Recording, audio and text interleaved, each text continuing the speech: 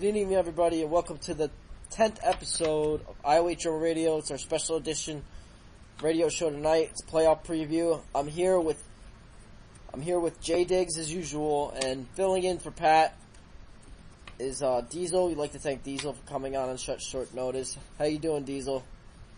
Doing good, man. Thanks for having me on the show this week. Alrighty, so as usual, we're here with Pat. We're usually here with Pat and Diggs, but today we're here with Diesel and Diggs, and of course, Chupa. Alrighty, so as you heard, we have a different intro. It's the playoff theme for the IOHL, the unofficial playoff theme.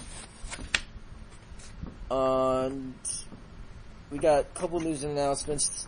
Playoff will be starting on Tuesday.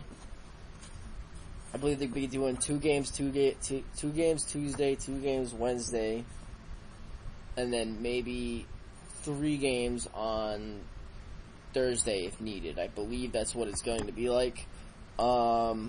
Season 3 sign-ups are still open, so make sure you sign up.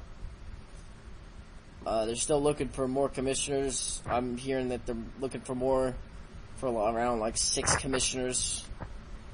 I was just named senior player representative, so if you have any issues or any problems, you can come to me if Mike isn't on.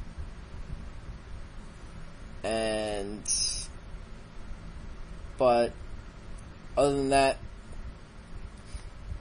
we got our little playoff preview today. We're going to do some playoff predictions. We're going to talk about a little bit about awards. We're going to talk about 5-minute major. It's the basic stuff. So let's get on with us stats here. I won't talk too much about stats. So I'm just going to read them off. I'm just going to read the top goal scorers and stuff like that. In points, we had Michael D. finished the season off with 103 points. He also led in goals, and he led in goals with 60. Insane Woody led in assists with 51. Plus minus was Jay Hubbs with 68. We're going on to the leaders in goalies. Bobrovsky has 1 goal against average. Although I think he hasn't played in a while. These goalie stats are pretty off. SU's German show led in save percentage with 944. It's also, I don't think German show played many games at goalie, too many games at goalie. Sandman ended the league with the league lead in wins with 20. Shutouts is 5.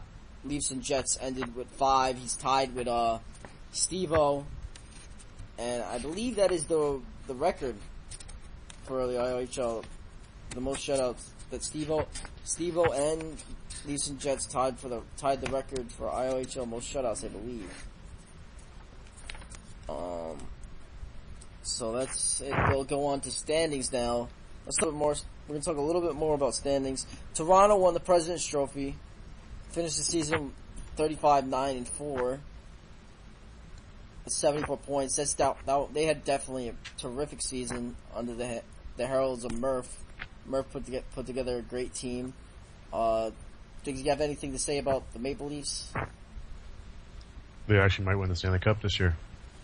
Yeah, definitely Stanley Cup favorites. Diesel? I don't know. The Leafs look pretty good. They've been on a hot streak lately. Definitely been on a hot streak all season long. Been a tough team to beat.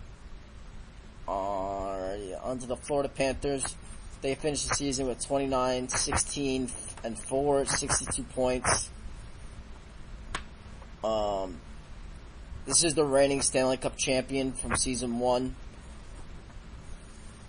They're going to have an interesting playoffs if they're going to beat Toronto. What do you think, Diggs? I came from that team. I got a lot of good friends on that team, so it's going to be hard to stop Animal Mup and Pirate. They're going to be looking to upset Toronto for sure. Diesel? Well, I just wanted to say thanks to the Florida Panthers for, letting Detroit get in there, you know. I don't think they threw it or anything, but definitely helped us out, man. We needed that win at the end of the season. I'm going to crack a beer open to that one. The Florida Panthers are actually 30-16 because the final stats haven't been approved yet. They're actually 30-16-4, so that would give them 64 points. I'm not too sure about the other ones that the final stats for the other teams. A lot of teams haven't plugged in their stats. A lot of teams either the stats haven't been approved or whatever. We don't know, but again, I also urge teams to plug in their stats in the playoffs. Don't get lazy just because it's the playoffs or it's just a Stanley Cup final and nobody cares. Because the IOHL radio will be giving out the Conn Smythe Trophy, be giving out maybe a gift card of some sort to the playoff MVP. And we need those stats to make that award possible. We tried to do it last year, but nobody did any stats for the Stanley Cup final, so we couldn't. Please do it this year. If you don't, you're going to be missing out on a great opportunity. Gotta make it happen, people. Let's go. New York Rangers ended in third place in 24-23-2-2. 50 points. It's pretty good. It's a pretty decent season. They struggled at the end, but they battled it out and stuck in there till the end. Diggs. Yo. What do you think of the New York Rangers? I think they're going to go far. They have to play Florida first round, so that's going to be their arch rivals for sure, so that's going to be a heated matchup. I mean, you play to win, and with their recent schedule and the recent streak, it'll be quite an interesting matchup to see if they move on to the finals, conference finals. Diesel, what do you think, bud? Well, I think it's definitely going to be a high-scoring series. I'm not saying anything bad about the goaltenders, but I think there's a lot of offensive firepower over there. So I'm looking for a good matchup right there. Definitely. Detroit pressed themselves into the playoffs at the last game of the season, was able to squeeze into the playoffs in the 4th seed. The Islanders have been kicked out. Good job on Nikki C. Good job, Nikki C, trying to take that team to the playoffs, but close but no cigar. Detroit battled their way into the playoffs. I believe they're 19-27-3 for 42 points. And the Islanders will finish out 17-25-7, I believe. If my assumptions are correct. 41 points. Congratulations on them. Now, the Western Conference, this was a crazy conference this year. You had the Anaheim this season at what, like 2-17? Diggs. Wasn't it like 2-17 in the beginning of the season? Yeah, it was close enough, man. They ever come back strong. They had a big surge at the end of the season to jump all the way from 5th place to 1st place in the Western Conference. That was a big year for them. Robert Kingpin really brought that team back to glory. 29-20-1 with 59 points. Diesel, what do you think of the Ducks? As long as they keep that flying V going, bro, you might see them in the finals. The way they ran with that. They are definitely the hottest team going into the playoffs right now. They have the hot hand right now. The Chicago Blackhawks are 26-18-6 with 58 points. They were close to getting it, but no cigar. Close to getting the conference lead, but no cigar. What do you think of the Chicago Blackhawks, guys? It's going to be interesting. I think it weighs down on their defense, man. If their defense pulls through, I could definitely see them going to the conference finals against the Ducks away. That's what it is. Definitely. Diggs? They were at the top of the pack this season, and then they struggled for a bit. Now they're back in it, so I agree with Diesel all the way. Their defense will keep them in it for sure. They'll go far. So, on to the San Jose Sharks. 26-19-5 with 57 points. San Jose Sharks were at first place for a while until the Ducks came back and surged them down to the third place spot. What do you guys think of the Sharks' chances and the Sharks going into the playoffs? Diggs. They were up top, now in the middle of the pack, so they know how first place feels like. I tell you, they're going to give a run for the money on this one here. It's defense. Defense wins championships, so if their goalie and their defense comes through, they know how to score, so I think they're going to come through. What do you think, Diesel? Well, it comes down to defense, like you said, and if they mesh well, there's a good chance that they could sweep by. But in my opinion, bro, I think Chicago, they got them. I think they got their number. Alrighty, on to the Winnipeg Jets. The Winnipeg Jets, 23-21-5, 51 points. They didn't really squeeze into the playoffs. They kind of had that playoff spot for a while. Calgary's been out of the playoffs for about a week now, I believe. Calgary finished the season at 18-29-2. The Winnipeg Jets could upset the Anaheim Ducks. That could be an early upset. But we'll get into that We'll get into the playoff preview after awards, which is right now. Let's look at the awards for this season. The President's Trophy was awarded to the Toronto Maple Leafs. The Hart Memorial went to Michael D. The Lindsay went to Michael D. The Calder Memorial Trophy for the league's rookie went to Insane Woody. We had the Vezina Trophy winner, Sandman, 4,000. Norris Trophy, fellow Panther, Animal Mutt won the Norris Trophy. Frank J. Selke Trophy also went to a Florida Panther, Paradox. Jack Adams Award went to the owner of the Anaheim Ducks, Robert Kingpin, 99. GM of the Year went to AOW Showtime of the Detroit Red Wings. The Lady Bing went to Ryan Nova of the Winnipeg Jets. The Mark Messier Leadership Award for the top captain went to Big Air 97 of the New York Islanders. The Masterton Trophy went to Bill 4969 of the formerly of the Detroit Red Wings. The Richard Trophy went to Michael D. 71. The Art Ross Trophy also went to Michael D. Datsuk Award, which is the award implemented this year by the IOHL. The Datsuk Award is awarded to the player with the most assists at the end of the regular season. And Insane Woody won that award. The Jennings Trophy, which is awarded to the goalkeepers that have the least amount of goals against, having played a minimum of 10 games, for the team with the fewest goals scored against it. S-Guy and Steve-O 523 won that award. Toronto had the least amount of goals against, but they had no goalies that were eligible for the award. So it went to the next two goalies that were eligible. The next two teams, S-Guy and Steve-O, the Florida Panthers. The IHL Foundation Award for the second year in a row went to Supreme Chupa. So that's the awards. What do you guys think of the awards? Fair. Definitely fair. They were voted on Friday by one commissioner and two operations officers, and the senior player rep. So that's the awards. Hey, when it comes down to it, the stats don't lie, brother. Definitely, the stats do not lie. Alrighty, we'll go on to. Now we're going to be on to the playoff preview. Our special for tonight, our special section in the playoff preview. Alrighty, so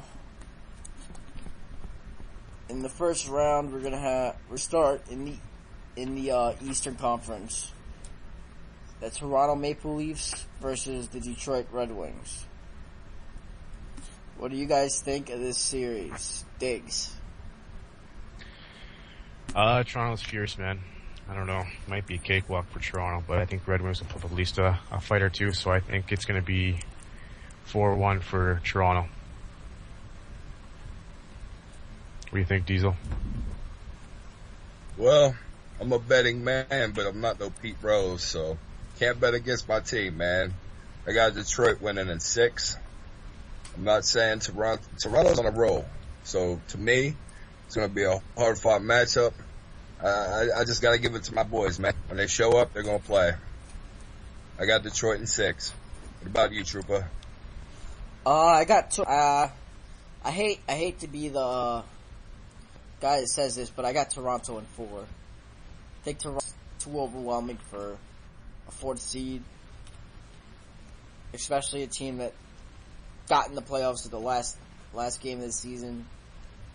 I like a lot of the guys on Detroit. I really do. We got a lot of great guys there, but I see Toronto sweeping you guys in the first round. Alrighty, so in the second matchup, we have the Florida Panthers, the reigning Stanley Cup champions, versus the New York Rangers. What's your view on this series? It's going to be a close one. They've been battling for second place all year around. So, again, I think it's going to come down to a battle of the defense. And, of course, again, who scores more, but who gives up less chances and less mistakes. So I'm going to say it's going to be close. I think it's going to go to 7, but it's going to be flip of a coin who's going to be on that top there. But I think Florida might have it in 7. What do you think, Diesel? I'm thinking it's going to be a high-scoring series here. I think it's which goaltender makes that big save.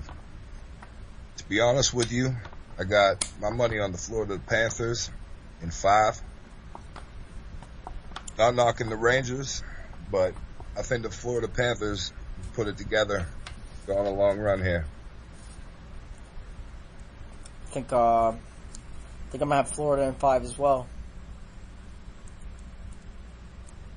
Florida in 5. I just feel as though we have better defense. I feel as though New York's defense really struggled after Diggs was traded. Not trying to suck up to my own radio broadcaster, but I just feel as though you lost a great player in Diggs. You still have decent defense, still has decent goaltending group. You could pull an upset out of your sleeve. I would love to see that. Not really, because I'm on the Florida Panthers. I can't say that I would like to see an upset. Now you know how hard it was for me to pick which one it was. I got friends on both teams. Oh yeah, it's pretty hard. On to the Western Conference, the Anaheim Ducks versus the Winnipeg Jets. What do you think, Diggs? I'm gonna say Jets in 5. Oh, that's a bold statement. Hey man, we'll lose, but we'll figure them out. I don't know, it's a tough matchup for me. Winnipeg has just been sitting back, relaxing, but I gave it to him, bro. I got Winnipeg in 6.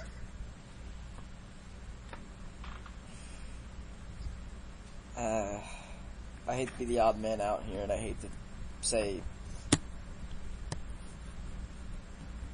I just think it's going to be the Ducks in 7 games. I think the Winnipeg's going to put up a big fight, but in the end, the Ducks are the hotter team. They got the hotter hand. I just think the Ducks are going to win it. That's a fair prediction, man. It's no worries. Maybe 7 for Jets, though. You never know, too. You can go either way. Yeah, once you get to 6. We have a pretty good matchup. San Jose versus Chicago in which will probably be a pretty tight matchup. What do you think, Diggs? I think Sharks in 6. Sharks in 6. What do you think, Diesel? I'm thinking that the Blackhawks are going to surprise the league right here. Their defense is finally going to step up to the point where there's no coming back for the other team. I got them in 4. So we got our predictions in. Blackhawks in 4. Wow. It's a tough decision. Yeah, San Jose is really good. I'm saying this game, this series is going to 7 games. The San Jose Sharks coming out on top. So we got our playoff predictions. If we could say early, who's winning the cup? Chicago. Diggs.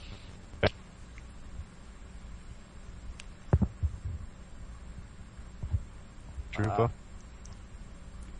I hate to be conceited and arrogant. I believe the Florida Panthers will win again.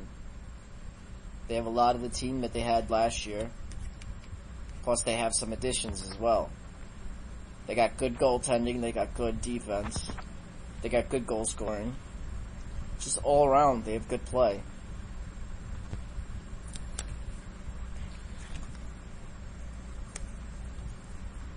Definitely going to be an interesting playoffs. And now for our more anticipated part of the show, we got the 5-minute major. We'll be talking about if players should be able to demand how many games they play or what games they play in. It's definitely a heated debate. I want to hear the listeners' input. If you want to give me your input, please tell me that. Tell me on IOHL.com. Just send me a private message, and I'll read out next week. I'll read out the top answers. So this has been a topic that's been brought up because of a player that was recently blacklisted. I'm not going to name any names, but should players be able to demand how many games they play and what games they play in? Diggs, I want to hear your input on. Well, we had that problem, I think, was last year with playing players as much as they want to, and I think we went with a rule saying they can only play 6, and the minimum was, I believe, 4 at that point. The minimum was 3. Minimum was 3? Yeah. So, I mean, say, for example, it's a fun league, ideal designed. I mean, say you have a job, you have family, and you can't make it to everything, and you say you put two nights availability. That's not too bad, or 3 nights availability. You can only play, 3 games or 4 games. And that meets requirements, Now, can you dictate who you say you play with? No. You just want to play. Simple as that. So you show up to play, you play your games, 110%, and then you carry on. You know what I mean? That's the understanding, I guess, between, management and players. I mean, of course, if managers doesn't see eye to eye with you, you get traded or shipped off or go to training camp. But I don't know, I think it's fair. We all put our eligibility in what we can and do, and we stand by it. Now, there's some weeks that are going to be more available than on others, and you can let your management know that too. But you should, you could say who your favorite player is. Like, I love playing with Diesel. You know what I mean? It's like me and Diesel, we'd work well together. You know what I mean? You could put that input in, but if we don't get in on every single game, am I going to cry about it? No. I got to learn to play with all my other brothers and sisters too, right? Totally, So- bro. Totally. So what do you think, Deez? My opinion on that is that it starts with the upper management, bro. And when it comes down to it, they're going to make the lines. They're going to fit the best person with you that they can due to your availability. So when it comes down to it, if you tell them that you're available for 3 nights, 2 nights you could do 10:30, and the other night you could do both games. If it's a last minute thing, oh, you're available for both games all 3 days now, then they cannot go off of you just at that time. That's why it's understandable that everybody gets mad about this, but they have a job to do. And once they fill them lines, you have to respect the decision. Now, you might not always like who you're going to play with, but if they know me and you play well together, they're going to try to put us together. Mm-hmm. But it all comes down to you putting your availability, letting people know when you can play, and that's just from playing with each other. If me and you have great chemistry, why wouldn't they put us on the same line? Exactly. It's all about you got to do your job, and your job as a player is to let them know when you can play, and when you do play, you got to show up. You don't show up, man. Hey, owners and management, they have a job to do. That's all I'm trying to say. People need to realize that. You can't tell them one thing and then expect them to do another just to suit you. It doesn't work like that. What's your opinion on this, Trooper? It's up to the management. It's bottom line. That's why management is there. You can't have players running all over the place telling people that I want to play this, and if I don't play this, I don't want to play for you no more. It's not fair to the other players. It's not fair to the players that play 3 games a week. It's not fair to the players that play 4 games a week. It's not fair to the players that even play 5, 6 games a week. Because now you got players demanding to play, and demanding to play in a certain game. You can request to play against a team. Yes, request. That's fine. You can request, hey, I want to play against Detroit this week. Or, hey, I just got traded from Detroit. Can I play against them this week? Or such. You can request it. But if the owner can't fit you in there or doesn't want to fit you in there, don't cry about it. And then go cry to the commissioners or something about it. Don't do that, because that's not right. That you're going over your own owner's head, and it's showing where your real loyalty lies. And it's showing that you're a really selfish person.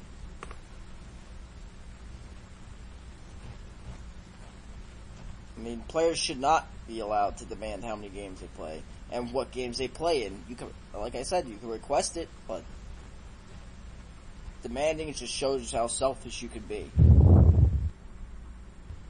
Is there anything you would like to add more onto this, Diesel or Diggs? Self-made, baby. I'm gonna make it to the top either way. Go Detroit. Nothing from me, man. I think everything was spoken. Alright, that's it for the 5-Minute Major this week. Send us topics that we can talk about in the 5-Minute Major. Throughout the week we'll be talking about it. Give us your feedback. What do you think? Should players be allowed to demand how many games and what games they play in? What do you guys, what do the listeners think? That's what I want to know. Just send me a private message. Or send Diggs a private message. Let's close up the show here. Again, we're going to be doing Conn Smythe Trophy at the end of the playoffs. Playoffs are on Tuesday. Can't wait. Good luck to all the teams. Thanks for listening. Thanks again to Diesel for showing up and filling in at last minute notice. He did great.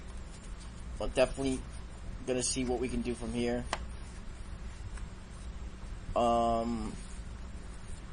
And we'll be back next week with the second round predictions and second round preview. For Jay Diggs and Diesel, I'm Supreme Trooper signing out.